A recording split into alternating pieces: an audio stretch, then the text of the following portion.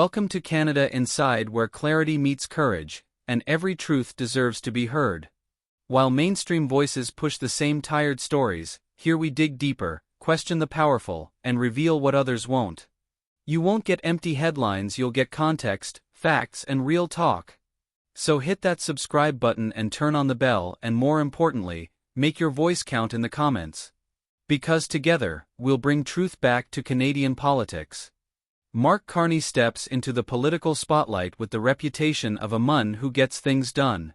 He's a former governor of both the Bank of Canada and the Bank of England, lauded by global institutions, respected by international financiers, and long viewed as the Liberals' ace in the hole.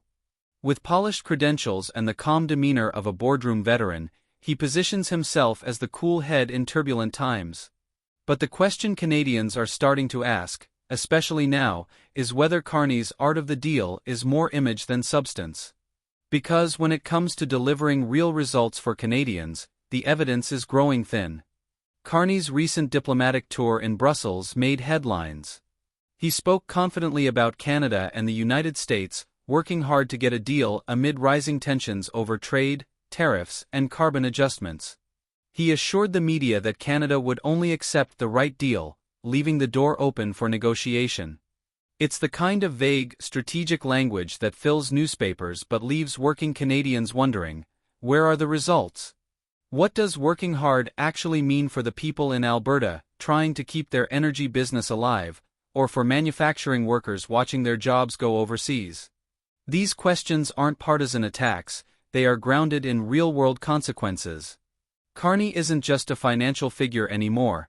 He's a political player with growing influence inside the Liberal machine. His name circulates as a possible successor to Justin Trudeau. His ideas shape federal policies. And yet, when his plans hit the real economy, when they're tested by the grit of day-to-day business, they seem to fall short of the confidence that surrounds them. The public relations machine paints Carney as the ultimate dealmaker, but from the ground level, that image is starting to crack. Take for example his handling of carbon policy, an area where he claims to balance environmental responsibility with economic growth. Carney champions the idea of shifting Canada's carbon tax from consumers to industries, a move he sells as more effective and less politically divisive. But for many Canadians, especially in the West, it's just another layer of taxation. It may be wrapped in different language, but the outcome remains the same. More costs, fewer jobs, and a greater burden on the people who make this country run. This isn't about rejecting climate responsibility, it's about recognizing the danger of policies crafted in echo chambers that don't reflect the realities of Canadian families. What Carney and his allies seem to underestimate is the level of skepticism Canadians now bring to top-down solutions. We've heard the promises before, that carbon pricing will be revenue neutral, that inflation is transitory, that economic transitions won't leave anyone behind. But each time, it's the average Canadian who ends up footing the bill. Carney's deals may win applause in international circles, but in Alberta, Saskatchewan, and across the manufacturing heartland, they feel like one-way arrangements, where Ottawa signs the paperwork and local workers pay the price. This disconnect between theory and practice is what has drawn sharp criticism from leaders like Pierre Poilievre and Danielle Smith. They don't dismiss the importance of global engagement, but they challenge the idea that Canadian prosperity should be sacrificed to maintain the approval of international elites. For Poilievre, Carney represents the very system he's fighting against, a system that prioritizes image over impact, speeches over solutions. And for Smith, the stakes are particularly high. Alberta's economy is not a political experiment. It's a real engine of national prosperity, and the people who fuel it deserve policies that respect their contributions.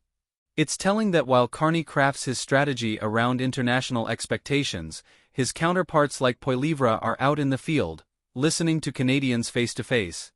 While one talks trade and border carbon adjustments in Brussels, the other talks tax relief and food affordability in small-town Canada. While Carney warns about reputational risks on the world stage, Poilievre warns about grocery prices and declining paychecks. These aren't just different priorities, they're different philosophies. One sees success in metrics and models, the other sees it in the lives of the people paying the bills. That contrast has become increasingly clear in the handling of trade policy.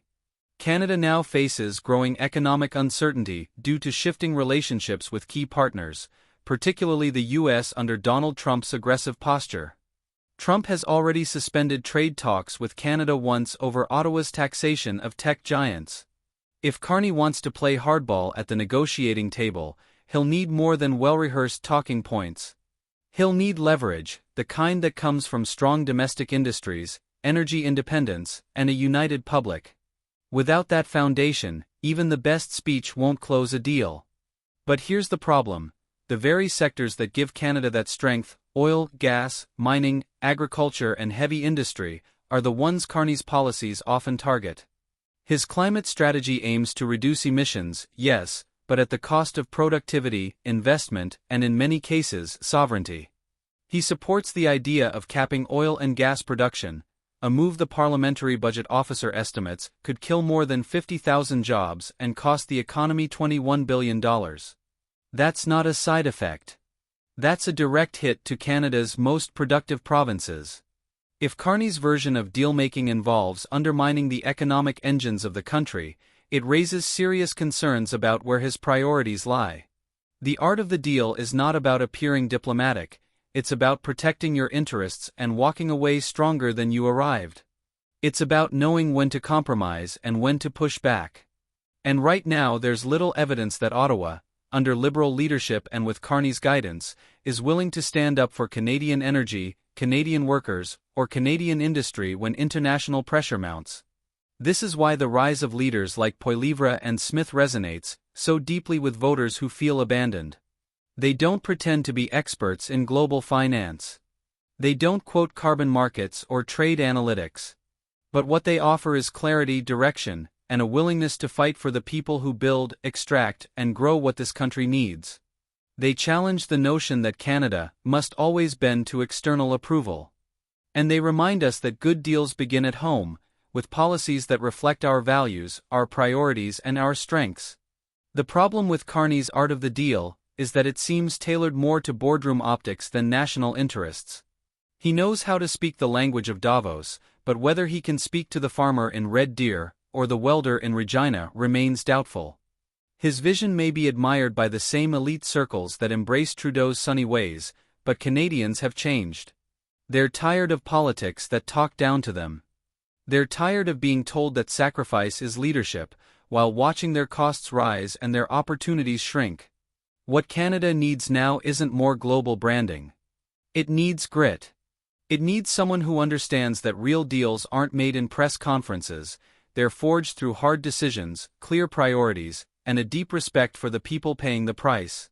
Carney has had years to show he can do that. So far, he's shown polish. What he hasn't shown is delivery. As we move closer to the next election cycle, the divide between the Carney vision and the Conservative vision will become sharper. Canadians will be asked whether they want a leader who manages decline elegantly, or one who fights for growth, prosperity, and independence. The stakes are high, and the consequences are real. Behind the headlines and talking points, that's the choice Canadians are beginning to see. At Canada Inside, we'll keep tracking these critical developments, cutting through distractions to expose what really matters. Subscribe, stay sharp, and join us as we uncover the forces shaping Canada's tomorrow. Because truth deserves a voice, and here, your voice has power. Let's reclaim the conversation together.